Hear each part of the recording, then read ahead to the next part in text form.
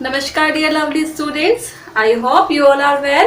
बेटा हम हमारा पाठ 9 डॉक्टर एपीजे अब्दुल कलाम पढ़ रहे थे।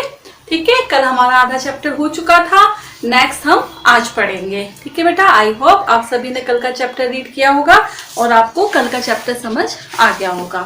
तो देखते हैं अब्दुल कलाम जी और क्या बता रहे हैं अपने बारे में। सपने वे नहीं होते जो आप नींद में देखते हैं, सपने तो वे होते हैं जो आपको नींद ही नहीं आने देते, है ना। तो बेटा कितने अच्छी बात कही है अब्दुल कलाम जी ने कि सपने हम नींद में देखते हैं वो नहीं होते हैं, सपने वो होते हैं जो हमें सोने नहीं देते हैं, है ना। मतलब हम हमारे मन में एक दृढ़ निश्चय ले ले, एक संकल्प कर ले कि हमें ये काम करना ही है और हम वो सपना देखें कि हम इस काम को जरूर करेंगे और मतलब जब तक वो काम पूरा नहीं हो हमारा और हमें नींद ना आए, है ना। एक्चुअल में सपने वो होते हैं, है ना। अब्दुल कलाम जी ने कितनी अच्छी बात कही है, वे नहीं होते जो हम नींद लेके और आराम से देख रहे हैं कि आज हमने सपने में ये देखा, हमारा ये काम पूरा हो गया। नहीं, हमें जिस काम को पूरा करना है, जब तक वो काम हमारा पूरा नहीं हो जाता और हम सो नहीं पाते हैं, वो हमारा रियल सपना होता है। ठीक है, समय के साथ मेरी जिम्मेदारियां बढ़ी, है ना। जैसे जैसे समय गुजरता गया अब्दुल कलाम जी की जिम्मेदारियां बढ़ती गई।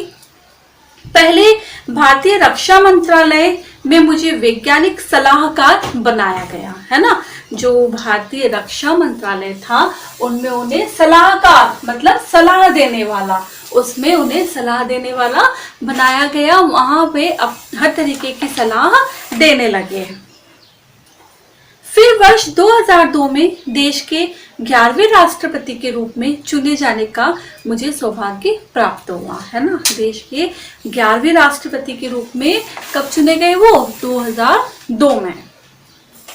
मैं राजनीतिक से अधिक देर तक बंद कर नहीं रह सकता था, है ना। मतलब वो राजनीति में आ तो गए थे लेकिन ज्यादा दिनों तक, ज्यादा देर तक वे उसमें बंद कर नहीं रहना चाहते थे। अतः वर्ष 2007 में अपने कार्यकाल के समाप्त होते ही मैंने दोबारा राष्ट्रपति न बनने का निर्णय लिया, है ना। 5 साल तक उन्होंने राष्ट्रपति के रूप में शासन किया, है ना। देश में अच्छे से अपनी राजनीति को चलाया और उसके बाद जब उनका कार्यकाल पूरा हो गया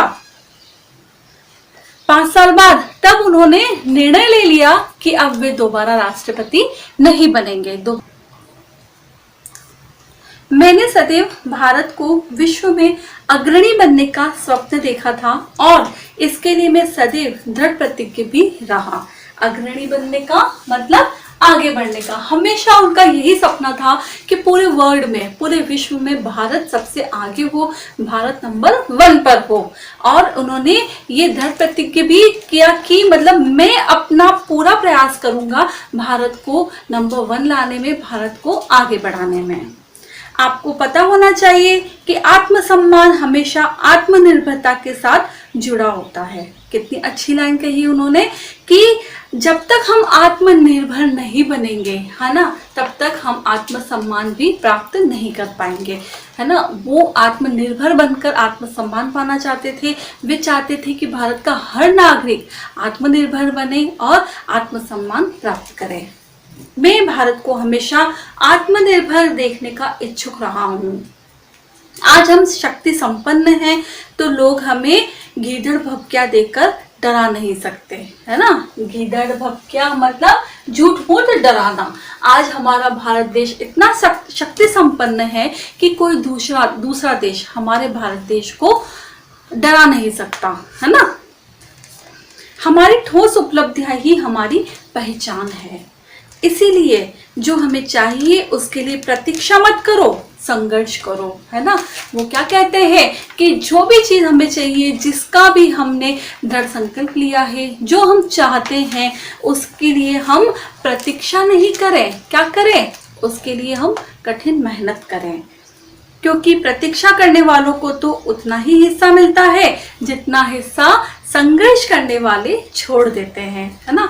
संघर्ष करने पे जो हम प्राप्त करते हैं वो हम प्रतिज्ञा करने पर प्राप्त नहीं करते हैं। किसी भी चीज को लगन और संघर्ष से प्राप्त किया जा सकता है।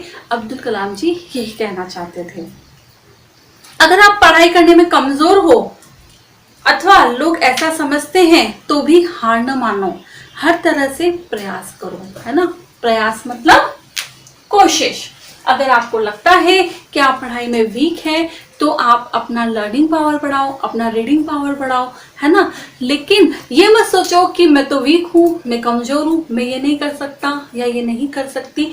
अपने आप में मेहनत करके बदलाव लाओ।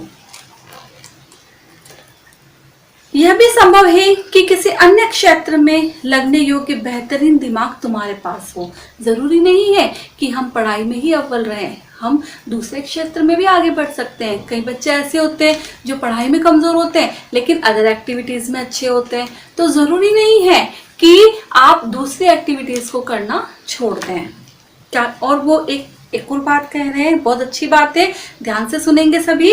एक अच्छी किताब 100 अच्छे दोस्तों के बराबर होती है ना। एक अच्छी किताब, अगर आप एक बहुत अच्छी किताब को पढ़ते हैं और 100 दोस्तों को छोड़ते हैं तो आपके लिए ज्यादा बेटर है कि आप अच्छी बुक को पढ़ रहे हैं, आप ज्ञान अर्जित कर रहे हैं, बजाय उन दोस्तों के।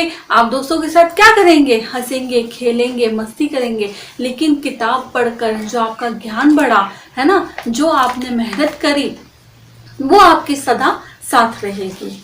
तो आप में रीडिंग पावर होना चाहिए, अच्छी अच्छी किताबों को पढ़ने की आप में लगन होनी चाहिए। मैं भी आपके लिए, अपनी अगली पीढ़ियों के लिए ऐसी किताबें लिखना चाहता था, है ना। वो एक अच्छे राइटर भी थे और उन्होंने कई किताबें लिखी थी और वो चाहते थे कि ऐसी ऐसी किताबें लिखूं कि लोग मेरी किताबों को पढ़ें, बजाय दोस्त बनाने के किताबों को अपना दोस्त बनाएं, जो हमेशा के लिए प्रेरणादायक बन सके, है ना। उन्होंने कई किताबें ऐसी लिखी हुई हैं जिनमें बहुत सारी प्रेरणादायक कहानियां हैं। मैंने इसके लिए प्रयास भी किया और अनेक पुस्तकें लिखी, जैसे India 2020, a vision for the new millennium, my journey, ignited minds, unleashing the power with in India, wings of fire आदि। ये सारी किताबें इन्होंने खुद लिखी थी। अपने देश भारत में मुझे बहुत मान सम्मान मिला। मुझे भारत रत्न, पद्म विभूषण, पद्म भूषण जैसे कई सम्मान प्रदान किए गए, है ना। उन्हें कई सम्मान प्रदान किए गए थे, बहुत सारे उन्होंने मेडल जीते थे, बहुत सारे उन्हें पुरस्कार मिले थे।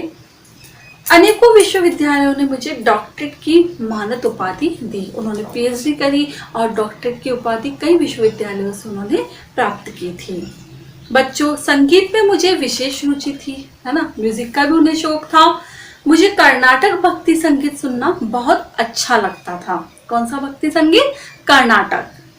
कभी कभी वैनई वाद्य बजाता हूँ, है ना। वाद्य भी बजाना उन्हें पसंद था। वे संगीत के साथ साथ वाद्य बजाना भी पसंद करते थे, कभी कभी बजाते भी थे। बचपन से ही अपने देश की मिली जुली संस्कृति से मुझे बहुत प्रेम रहा है। ये हमारा देश विभिन्नता में एकता का देश है। हमारे यहाँ की संस्कृति भिन्न भिन्न है, लेकिन एकता के कारण हर देश हर त्योहार को बहुत अच्छे से मनाता है। हर जगह विभिन्न विभिन्न प्रांतों में विभिन्न तरह के त्योहार मनाए जाते हैं, जिससे अब्दुल कलाम जी बहुत प्रभावित होते थे उन्हें देखकर। मैंने गीता का अध्ययन मनन पूरे मनोयोग से किया है। उन्होंने गीता भी पढ़ी है। बच्चों से अपने विचारों का आदान प्रदान करना मुझे सदैव भाता रहा है ना। बच्चों से बातें करते थे, उनके विचारों को सुनते थे, अपने विचार बच्चों के सामने व्यक्त करते थे। मैं सभी भारतीयों से यही कहना चाहता हूँ कि आत्मविश्वास और कर्मठता हमारी असफलता को जड़ से मिटाने के लिए परमावश्यक औषधियां हैं, है ना। आत्मनिर्भरता और आत्मविश्वास और कर्मठता, है ना, कैसी औषधि है? बहुत जरूरी दवाई है। हमारे जीवन में सबसे महत्वपूर्ण दवाई यही है कि हम आत्मनिर्भर बने, आत्मसम्मान प्राप्त करें और कर्मठता ही हमारी पूजा हो, है ना। और अंत में वह यही कहते हैं, हमारे देश को जय हिंद। 27 जुलाई 2015 को शिलांग में डॉक्टर अब्दुल कलाम का निधन हो गया, है ना। कब हुआ था? 27 जुलाई 2015 को। ज़्यादा समय नहीं हुआ है, उन्हें 4-5 साल ही हुए हैं उन्हें गुजरे हुए। और कहाँ पे? शिलांग में, ठीक है, जब उनकी आयु 84 वर्ष की थी। उस समय वह भारतीय प्रबंधन संस्थान शिलांग में एक व्याख्यान दे रहे थे। व्याख्यान मतलब भाषण, है ना, मतलब वो अपने काम पर ही लगे हुए थे, है ना। भाषण देते देते ही अचानक से वो वहां पर गिर गए। इस कर्मयोगी की मृत्यु भी काम करती हुई। वे लगभग 84 वर्ष के थे। कितने साल के थे? 84 इयर्स के थे। इस तरह इस महान मिसाइल मैन और लोकप्रिय राष्ट्रपति की जीवन कथा समाप्त हो गई, है ना। इन्हें मिसाइल मैन के नाम से जाना जाता था। इन्होंने बहुत सारे आविष्कार किए थे, बहुत बड़े वैज्ञानिक थे, और 84 वर्ष की उम्र में इनका निधन हो गया। बहुत अच्छा चैप्टर है, आप इसे फिर से अच्छे से रीड करेंगे पूरे चैप्टर को, और इस चैप्टर से आई थिंक आप में भी बहुत प्रेरणा जागृत हुई होगी, आप में भी आत्मनिर्भर बनने की एक प्रेरणा जरूर जागी होगी। तो बेटा आप इस चैप्टर को अच्छे से पढ़ें और अपने मन में यह दृढ़ निश्चय लें कि जिस तरीके से उन्होंने कहा था कि 100 दोस्तों से एक किताब अच्छी है, तो आप भी अपनी रीडिंग पावर को, लर्निंग पावर को बढ़ाएं, अपनी एक्टिविटीज पर ध्यान दें। तो बेटा इस चैप्टर को आप दोबारा रीड करेंगे। आई होप आप सभी को अच्छे से चैप्टर समझ आ गया होगा। Thank you.